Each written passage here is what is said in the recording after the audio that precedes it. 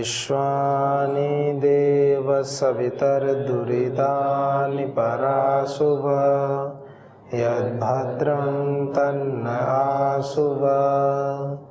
ॐ शान्ति शान्ति शान्तिः। ॐ श्री गुरुभ्यो नमः। ॐ सर्वेभ्यो नमः। ॐ श्री परमात्मने नमः।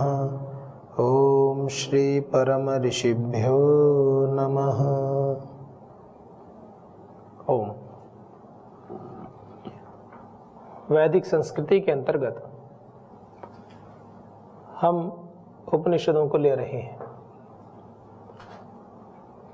हमने पिछले अंक में केनोपनिषद के ईश्वर संबंधी जो जिज्ञासाएं हैं, किस प्रकार से हम उसको जानें, ऐसा कौन सा तत्व है जिसके माध्यम से उसको जाना जा सकता है, और क्या ये भौतिक पदार्थ उस तक पहुंचा सकते हैं, और इसकी भी सूक्ष्मता में जाएं तो जो हमारी अपनी इंद्रियां हैं जिनसे हम समस्त भौतिक व्यवहार करते हैं, क्या उनके माध्यम से इसको जाना जा सकता है। तो केनोपनिषद के ऋषि क्या कह रहे थे, कल हमने इसमें देखा था, यद वाचा अनभ्युदितम, जो वाणी से अप्रकाशित है, वो वाणी से आप उसके विषय में नहीं जान सकते। वरन क्या है, येन वाग अभ्युद्यते, वाणी स्वयं उससे प्रकाशित होती है। वाणी से ईश्वर को नहीं जाना जा सकता, क्योंकि वाणी का अस्तित्व ही परमात्मा से।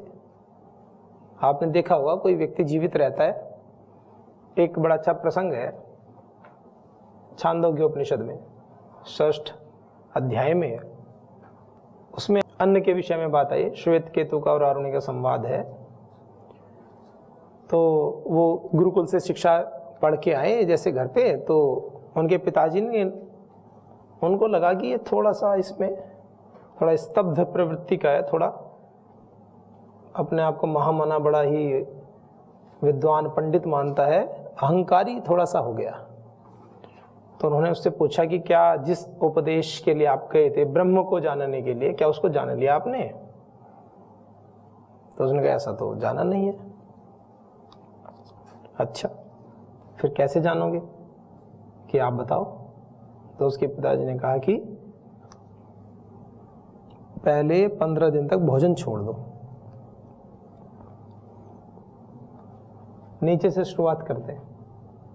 उसमें पूरा प्रक्रम बताया गया है कि किस प्रकार से तेज की उत्पत्ति हुई, किस प्रकार से आपा ये सब अन्न की उत्पत्ति हुई, कि जल से अन्न की उत्पत्ति, इस प्रकार से तीनों विषयों को बता करके उसमें बताया। तो फिर अन्न के महत्व को बताने के लिए बताया कि 15 दिन तक भोजन बंद कर दो। वो ऋग्वेद सामवेद काफी ऋचाएं उसको याद थी, मेधावी गुरुकुल में पढ़ के आए हैं और ब्रह्मवेत्ता कुल से हैं, उनके परिवार में सभी उस ब्रह्म को जानने वाले हुए हैं।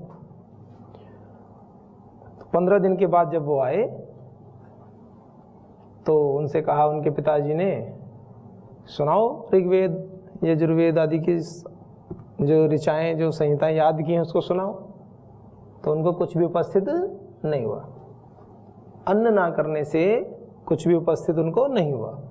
मस्तिष्क ने काम करना, बुद्धि ने काम करना कम कर दिया। उनको याद ही नहीं आई कि मैंने जो पढ़ा था वो स्मृति में आ ही नहीं रहा था, इतनी कमजोरी आ गई शरीर में। फिर कहा जाओ भोजन करके आओ। फिर भोजन किया, भोजन करके आए तो वो चीज़ें उपस्थित हो गई उनको। तो उन्होंने कहा पहला तो पाठ यही है, अन्न जो है अन्न ब्रह्म है। तो इस प्रकार से चीज़ों को बताया गया, महत्व बताया गया। तो भौतिक संसाधनों का भी बहुत प्रयोग है, और ये इंद्रियां, मतलब हम इंद्रियों के और भौतिक संसाधनों के समुचित प्रयोग से उस ब्रह्म को जान तो सकते हैं, लेकिन किस फॉर्म में जाने, तो अंततः बात बताई जा रही है कि वो वाणी से भी नहीं जाना जा सकता। वाणी को ही उससे जाना जाता है, वाणी स्वयं ही उसके होने से है। इस समष्टि में एक भी तत्व ऐसा नहीं है जिसका अपना स्वतंत्र अस्तित्व ईश्वर के बिना हो। ईश्वर के बिना होने का मतलब क्या है? जैसे दो धाराएं होती हैं, एक तो मानते हैं कि ईश्वर, जीव, प्रकृति ये अलग अलग है, ईश्वर एक अलग तत्व है, जीव अलग तत्व है और प्रकृति अलग तत्व है। एक मानते हैं कि ईश्वर के अंश के रूप में ही सभी हैं, लेकिन व्यावहारिक सत्यों की ओर वो भी अलग अलग मानते हैं। व्यवहार में तो सब अलग ही अलग दिखता है, भौतिक जगत अलग दिखता है, आध्यात्मिक जगत अलग, व्यावहारिक सत्य तो ऐसा ही है। तो यहां पर तो व्यावहारिक सत्य में तो कोई भेद नहीं है। फिर जो अनुभूतिक सत्य है वो सबका अलग अलग, अपना कर लो जिसको जैसा करना है। लेकिन पुरुषार्थ की प्रेरणा सभी देंगे। जो यूं भी कहते हैं ना कि सब काम छोड़ करके ध्यान करो, तो ध्यान भी तो बहुत बड़ा पुरुषार्थ है, वो कोई कम बात थोड़ी है। व्यक्ति बैठता है, नींद आ जाती है, उसको कहता है कि हम ध्यान कर रहे हैं। कुछ तो ऐसे करने लगते हैं अभी, कुछ कार्य से बचने के लिए, शिक्षा से बचने के लिए पुरुषार्थ कम करना पड़े तो उसको एक ऐसा मतलब ऑप्शन रख लेते हैं अपना। युवावस्था में 50-60 वर्ष तक की अवस्था तक तो भयंकर पुरुषार्थ करना ही चाहिए, ये जीवन इसीलिए। पुरुषार्थ के बिना तो जीवन चलना बड़ा मुश्किल है ना। और हमारी भारतीय परंपरा में, हमारी वैदिक संस्कृति में तो ये बातें रची बसी हैं। तो विषय क्या है कि उस परमपिता परमात्मा को जानने के लिए जिज्ञासु प्रवृत्ति के जो साधक हैं वो पूछ रहे हैं कि केन, प्रश्न शुरू किया, केन शितम पतति प्रेषितम मन, ऐसे केनोपनिषद में इससे शुरू किया कि मन, इंद्रियां ये कैसे कार्य कर रहे हैं, कौन इनका करने वाला, हम कैसे जाने। तो पहले तो उसको हटाया, वाणी से तो जान नहीं सकते आप। फिर कहा अच्छा तो मन से जान ले, तो कहा यन मनसा न मनुते येन आहुर मनोमतम। फिर वही बात, यन मनसा न मनुते, मन से इसका मनन आप नहीं कर सकते, बल्कि मन जिसके द्वारा मनन किया हुआ जाना जाता है। मतलब ईश्वर की उपस्थिति मात्र से, मन तो जड़ है ना, मन एक जड़ पदार्थ है। जैसे हम चेतन पदार्थ हैं, आत्मा जैसे चेतन है, तो ऐसे मन चेतन नहीं है। मन एक जड़ पदार्थ है। जड़ कैसा होता है? जैसे ये आपके पास टेबल है, ये गद्दा रखा हुआ है ना, ये पोडियम है, पुस्तक है, ये सब क्या है? जड़ पदार्थ। तो मन भी जड़ है। आप पुस्तक को बंद करना चाहोगे तो बंद हो जाएगी, खोलना चाहोगे तो खुल जाएगी। ऐसे ही मन हमें नहीं चलाता, हम मन को चलाते हैं। लेकिन हम इतने घुल मिल जाते हैं, इतने घुल मिल जाते हैं, हमने उसको इतना स्वतंत्र कर दिया है, हमें ऐसा लगता है कि हम इसके अनुसार चल रहे हैं। हमने उसको इतनी छूट दे दी है। जैसे आरक्षण होता है ना, किसी को इतना आरक्षण दे दो, वो कुछ भी करे उल्टा सीधा, बस उसको सारी छूट देते जाओ, तो वो उसको गॉड गिफ्ट मान लेता है। फिर वो सारे उल्टे सीधे कर्म करता रहेगा और उसको उधर से छूट तो मिल ही रही है सारी, उसको कोई समस्या नहीं है खाने पीने की, और जो मन में आए सब करेंगे। उधर से बंद कर दो तो पता चलेगा कि हम तो आश्रित हैं, हम तो किसी दूसरे पर आश्रित हैं। तो ऐसी मन की जो छूट है उसको बंद कर दो आप, बुद्धिपूर्वक उस पर विराम लगा दो। ज्ञान पूर्वक, बुद्धिपूर्वक, श्रद्धा, निष्ठा, गुरु आज्ञा में चलते हुए मन की स्वच्छंद वृत्तियों पर कहते हैं नकेल कस दो। नकेल कसना किसको बोलते हैं? वो जैसे पशु आदि होते हैं ना, बछड़े वगैरह होते हैं जो बहुत ज्यादा शैतानी करते हैं, मानते नहीं बात, पैर वैर मारते रहते हैं, तो उनके नाक में वो डाल देते हैं और नाक में डाल करके वो फिर उसको ऐसे रखते हैं। तो उससे क्या होता है कि वो ज्यादा परेशान नहीं करते, फिर सीध में चलते हैं। तो ऐसे तो मन की नाक में नकेल डालने का मतलब क्या हुआ? ज्ञान पूर्वक उसको नियंत्रण में रखो। और ज्ञान पूर्वक नियंत्रण में कैसे रख पाओगे? जब ज्ञान होगा तब तो रख पाओगे। इसमें बहुत लंबा चौड़ा विचार विमर्श करने की आवश्यकता नहीं है, संकल्प मात्र से। जैसे कोई व्यक्ति कहते हैं ना कि हमसे बीड़ी नहीं छूटती। एक जगह गए तो वहां पर कुछ व्यक्ति थे, तो वहां एक एक सन्यासी थे, महात्मा जी, वो उपदेश दे रहे थे। तो एक व्यक्ति ने कहा, जी हमसे बहुत दिन हो गए, आपका सत्संग आदि भी सुनते हैं, आपके प्रवचन भी सुनते हैं, लेकिन एक बीड़ी तक नहीं छोड़ पा रहे। तो उन्होंने कहा, अच्छा ये तो बड़ी विशेष बात है कि बीड़ी ने ऐसा पकड़ लिया है हमें कि छूटती नहीं है। उन्होंने कहा, लो बीड़ी लेके आओ। तो बीड़ी जो भी लाए होंगे उन्हें लेके आए, हाथ में ऐसे पकड़ के कि ये, तो उन्होंने कहा इधर आओ। तो उन्होंने उनकी बीड़ी ली ऐसे हाथ में, उनके छूटती क्यों नहीं है कि इसने पकड़ लिया। तो उन्होंने ऐसे क्या, ले छोड़ो इसको, उंगली खोलो, ऐसे खोल दी, बीड़ी गिरी नीचे। नहीं तो आपने पकड़ रखी है, बीड़ी ने थोड़ी पकड़ रखा है। मतलब हमने अपने मन को ऐसा बना लिया है, ऐसे ऐसे तर्क देते हैं, ऐसे मतलब ऊट पटांग बातें, बिना सिर पैर की बातें कि ये आदत जिसने मुझे ऐसा पकड़ लिया, ये छूटती नहीं। अरे मनुष्य हैं, ऋषियों के वंशज हैं, ऐसी कोई चीज है विकारयुक्त चीज जो हमें पकड़ सकती है? कभी ऐसा संभव है? कभी संभव हो ही नहीं सकता। कभी प्रकाश को अंधेरा पकड़ ही नहीं सकता है। या तो प्रकाश ही रहेगा, अंधेरा ही रहेगा, और प्रकाश ही रहता है। आप सोचते होंगे कि नहीं सूर्य ढल गया, अंधेरा आ गया। अंधेरा आया थोड़ी गया, प्रकाश जिस समय अवरोध उत्पन्न हो गया तो है। प्रकाश तो प्रकाश वर्तमान है। थोड़ा सा और ऊपर उठकर देख लो, आप धरती पर हैं, यहाँ पर, इसलिए तो दिखता है आपको।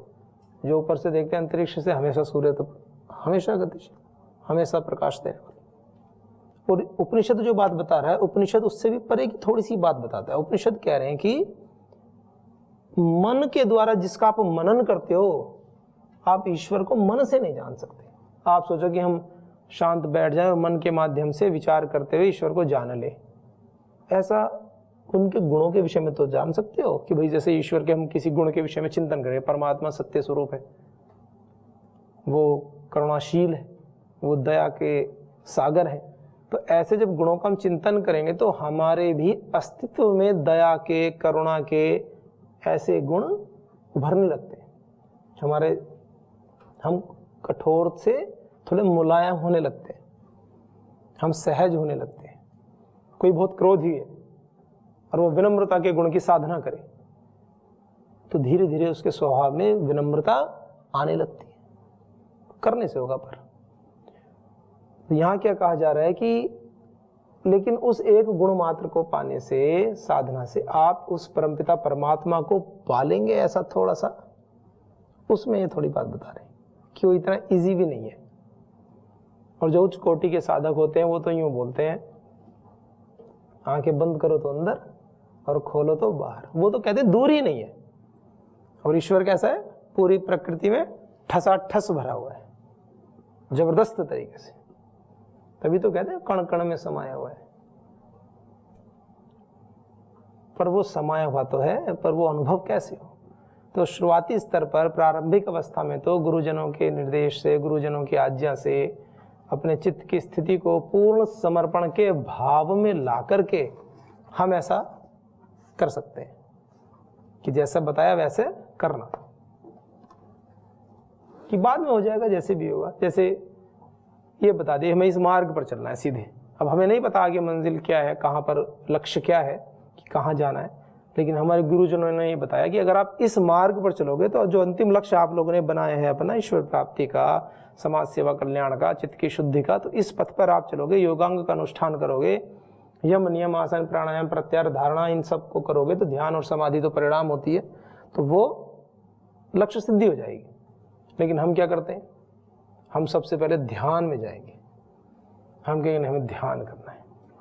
हम जो महर्षि पतंजलि, जो बड़े बड़े ऋषियों ने अपने जीवन के अनमोल खजाने में से निकाल करके ऐसा सारभूत तत्व हमें दिए हैं, उसको छोड़ करके हम अपने आप को समझेंगे विद्वान और हम कहेंगे कि हम तो सीधे ध्यान करेंगे। लेकिन ध्यान के जो अंग हैं, ध्यान तो एक घटने की चीज है, करने की चीज थोड़ी है कि हम बैठ के हम ध्यान कर रहे हैं। ध्यान तो घटित होता है और समाधि परिणाम है। ऐसे कि हम अब समाधि में बैठ रहे हैं, चित्त की स्थिति ऐसी होती है, फिर साधक के संकल्प से समाधि लगने लगती है। लेकिन उससे पहले तैयारी तो हो। सीधे गए हम ध्यान, पहले यम में 5 चीज आती है, अहिंसा, सत्य, अस्तेय, ब्रह्मचर्य, अपरिग्रह। फिर नियम आते हैं, शौच, संतोष, तप, स्वाध्याय, ईश्वर प्रणिधान। इनका पालन करते फिर आसन सिद्ध करना होता है, आसन, प्राणायाम, फिर प्रत्याहार, फिर धारणा। 6 अंग है। धीरे धीरे धीरे धीरे इनको करना होता है। और ये सब भी तो आंख बंद करके ध्यान से ही होते हैं। तो वो जिस ध्यान की बात कही जाती है, वो ध्यान तो अपने कार्यों को ठीक ठीक सोच समझकर करना, वो ध्यान है। और साधना काल का जो ध्यान है वो एक अलग विषय होता है। वो सब इन विषयों से उपराम हो जाते हैं, केवल ईश्वर के आनंद में, गुणों में चले जाते हैं, एकाग्र होकर के। चित्त की बड़ी अवस्थाएं होती हैं, क्षिप्त, मौन, विक्षिप्त, एकाग्र और निरुद्ध। 5 तो चित्त की अवस्थाएं हैं। क्षिप्त, मौन, विक्षिप्त से तो योग ही शुरू नहीं होता। योग की तो शुरुआत ही एकाग्र अवस्था से होती है। और मन तो क्षण क्षण में भागता फिर रहा है, इधर गया उधर गया। बैठे 1 मिनट के लिए, पता चला सारी ब्रह्मांड की जितनी भी जानकारियां दिमाग में आ गई। हम ध्यान में बैठे। ध्यान की तो अवस्था प्रारंभ ही एकाग्र अवस्था से होती है। आपका मस्तिष्क एकाग्र होना चाहिए। और एकाग्र कब होगा, ये सोपान बता दिए। किसी को कैलकुलेशन करा दी कि 5 × 4 या 5 × 7 करो। भाई 5 × 7 तो तब करेगा जब उसको टेबल्स याद हो। पहले पहाड़ी तो याद कराओ, टेबल्स तो याद कराओ, तब तो कैलकुलेशन कर पाएगा वो। सीधे कैलकुलेशन दे दी 8 डिजिट की कि करो कैलकुलेशन। उसको पहले प्रिपरेशन तो करवा दो कैलकुलेशन से पहले। तो ये जो है, ये कार्यक्रम ऐसा है योग का, साधना का, ईश्वर को पाने का। सारे उपनिषद, सारे वेद हमें उसी मार्ग पर ले जाते हैं। लेकिन वैदिक संस्कृति की विशेषता क्या है, वैदिक जीवन पद्धति की विशेषता क्या है? विशेषता ये है, और हम सब इस भारतवर्ष में, आर्यवर्त राष्ट्र में हम उत्पन्न हुए हैं, तो हमारी विशेषता क्या है? हमारे अब तक के समस्त पुण्य कर्मों का फल है ये, आज तक के। और आज हम जहां हैं वो आज तक की हमारी आध्यात्मिक स्थिति है। ये ऐसे नहीं मिल गई। पता नहीं कितनी बार आंसू बहाए होंगे हम सब ने मिलकर के, आप सब ने कितनी बार अभिप्सा की होगी उस परमपिता परमात्मा के सम्मुख कि हमें एक ऐसे मार्ग का चयन करना है जो बाधाओं से रहित और सीधा आपकी ओर ले जाता हो। कितनी बार हमने उन संबंधों में, जिनमें सारा संसार आज भी उन संबंधों में फंसा हुआ है, कितनी बार हमने उन बंधनों को काटने के प्रयत्न किए होंगे। इस बार ऐसी सहज स्थिति प्राप्त हो गई है कि हम काट पाए हैं। एक छोटी घटना नहीं होती। अगर आप गहराई से सोचें, गहराई से 700 करोड़ आज भी हैं इस दुनिया में, तो इस बंधन को काट कितना पा रहे हैं। और ये शाश्वत सत्य है। कोई ऐसा बंधन नहीं है जो आपने ना जिया हो। कोई योनि नहीं है, ऐसा कोई शरीर नहीं है जिसमें आप लोग ना रहे, हम लोग ना रहे।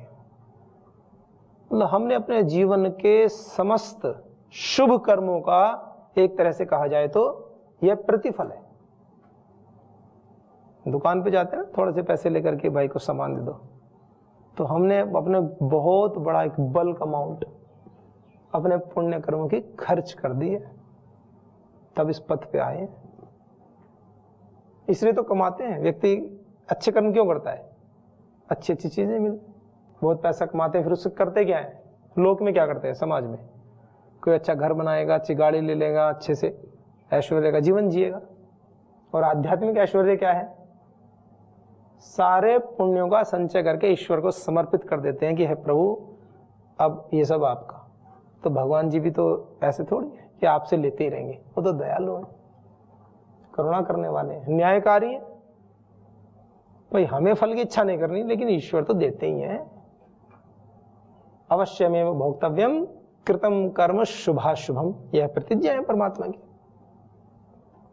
जो भी कर्म करोगे अच्छे करो चाहे बुरे करो, चाहे शुभ कर्म करो चाहे अशुभ कर्म करो, अवश्यमेव भोक्तव्यम। वो तो आपको भोग नहीं है, अवश्यमेव भोक्तव्यम। अवश्यमेव, अवश्य ही, एव शब्द जो व्याकरण जानते हैं नियमार्थ प्रयोग होता है ही अर्थ में। अवश्य ही भोगने हैं, कोई काट नहीं सकता। तो अच्छे कर्म करते जाओ अपना, कोई बाधा ही नहीं है उसमें। तो बात मन की चल रही है। तो जिस मन के द्वारा हम सारा चिंतन करते हैं, वो मन उस ईश्वर का चिंतन नहीं कर सकता। ईश्वर के गुणों का तो करते ही, लेकिन अंततः इस बात जो चल रही है वो कर नहीं सकता, उसका विषय नहीं है। क्यों? क्योंकि मन चलिए उसके चलाने से रहा है। कहा ना, यन मनसा न मनुते येन आहुर मनोमतम, जिसके द्वारा मन मनन क्या हुआ ऐसा जाना जाता है कि हाँ ये मन मनन कर रहा है, मन चिंतन कर रहा है, इसके पीछे की शक्ति कौन है, किसके कारण से ये मनन कर रहा है, तो वो स्वयं परमात्मा। तो जो जिसके कारण से होता है वो सूक्ष्म होता है और बलवान होता है। कार्य तो आप केवल आंकलन लगा सकते हैं, थोड़ा सा लक्षणों को देख करके ऐसा। तो कहा तदेव ब्रह्मत्वम विद्धि, तो जिसके कारण से मन मनन किया हुआ जाना जाता है वो कारण है। तदेव ब्रह्मत्वम विद्धि, उसको तुम ब्रह्म जानो, उसको तुम भगवान जानो, उसको तुम जो भी परम पुरुष जानो। नेदम यदिदम उपासते, और बाकी जो है नेदम ब्रह्म, ये ब्रह्म नहीं है जिसकी हम लोग उपासना करते हैं। किसकी उपासना करते हैं? जो भी भौतिक जगत में कोई किसी को भगवान जी मान के बैठे, कोई किसी को मानते हैं, वो ठीक है, वो उस पक्ष में नहीं कहते। उपनिषद की जो विद्या है गूढ़ विद्या है। उपनिषद का एक पर्यायवाची अर्थ क्या करते हैं? गूढ़ विद्या। आध्यात्मिक विद्याओं में भी सूक्ष्म विद्या, उसको उपनिषद कहा जाता है। अब आप कहेंगे ऐसे तो सारी उपासना पद्धति क्या बेकार है? बिल्कुल भी बेकार नहीं। ये सब एक साधन के रूप में है। जैसे नाविक को एक नदी पार करनी तो क्या करता है? नाव में बैठ कर जाए, और नदी पार की तो क्या नाव में बैठा रहेगा कि उसको छोड़ देगा? काम हो गया और नाव छोड़। तो ये ऐसे हैं साधन। आप कहेंगे नहीं मैं तो नाव में बैठा भी रहूंगा और अगले नदी के पार जा करके वहां आनंद भी करूंगा, ऐसा संभव नहीं है। नाव का काम था नदी पार कराना और करा के छोड़ना, तब जाके अगला कार्यक्रम शुरू होगा। तो ये जितने भी हैं इंद्रियां, मन आदि, ये वहां तक लेके तो जाएंगे साधन के रूप में, लेकिन उसमें शामिल नहीं हो सकते। उस आनंद में आगे की यात्रा नहीं है, वो इनकी कैपेसिटी नहीं है, बस ये बात मानो। जैसे कोई व्यक्ति कहने लगे बॉल लेकर के, ये बॉल की एक अलग कैपेसिटी होती है। कोई फेंकने लगे कहीं कि बहुत ऊंचाई तक जाएगी। भाई एक व्यक्ति होता है जो बंदूक से गोली मार देता है, एक होता है कि हाथ से फेंके, कोई फेंक रहा है गोला, कुछ भी। दोनों की कैपेसिटी अलग अलग है।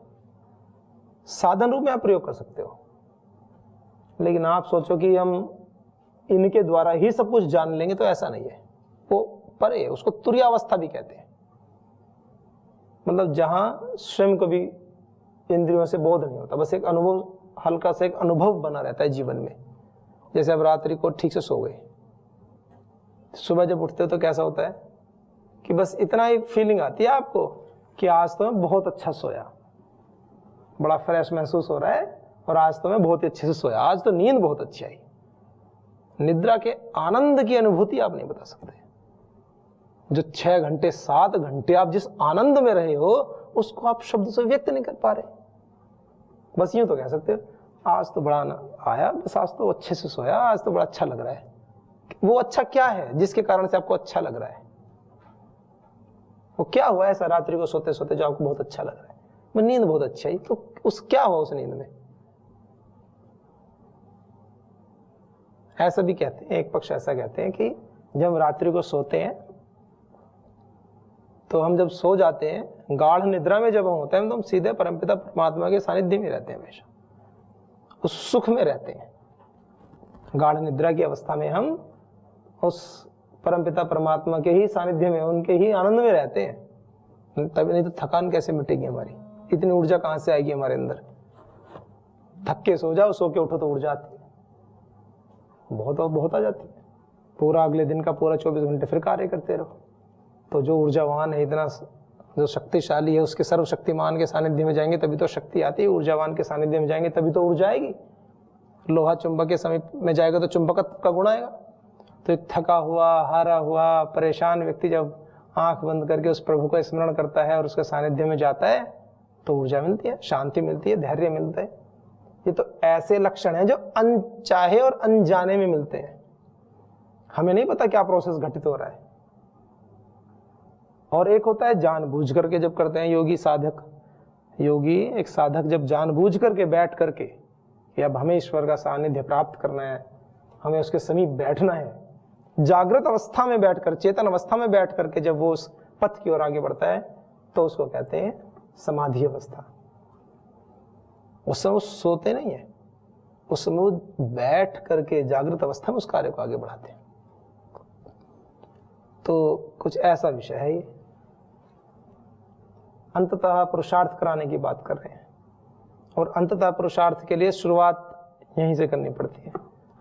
इसमें कह तो दिया इन्होंने, यन मनसा न मनोते ये न आहुर मनोमतम तदेव ब्रह्मत्वम विद्धि नेदम यदिदम उपासते, कि उसी को तो ब्रह्म जान जिसके द्वारा मन मनन किया हुआ जाना जाता है, वो मन से नहीं जाना जाता। मन केवल मन उसको नहीं जान सकता, क्योंकि मन के पीछे की शक्ति भी वही है। और मन के माध्यम से तो पढ़ाई लिखाई सब करते ही हैं। मन कोई छोटी मोटी चीज थोड़ी है, बहुत शक्तिशाली, बहुत जबरदस्त चीज है, सहयोगी है, हमारा मित्र है, साधन है, जबरदस्त साधन है। उसका प्रयोग करके नदी पार तो करो। आगे की बात आगे देखेंगे, अपने अपने अनुभव से जानेंगे सभी कैसा है।